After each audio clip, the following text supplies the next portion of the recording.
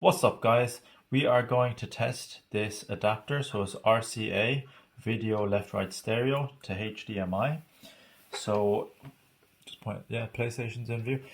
So I'm gonna hook up my PlayStation which uses RCA. So let's do this, red to red, white to white, and yellow to yellow. And then this is the HDMI to the TV, plug that in. The annoying thing about this is you need a separate power source. So I'm going to use this 5-volt adapter. Plug it in there. Set it here. Power on. I don't know if the power is actually on, but we'll find out.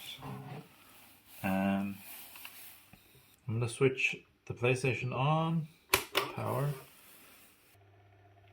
There we have it.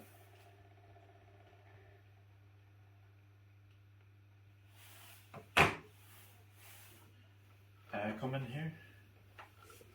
So there's this switch.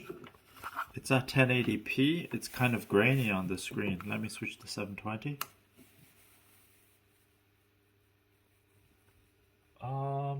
720 looks a bit better. I'm gonna switch 1080. Yeah, do you see the red? So this red is kind of blurry here and around it.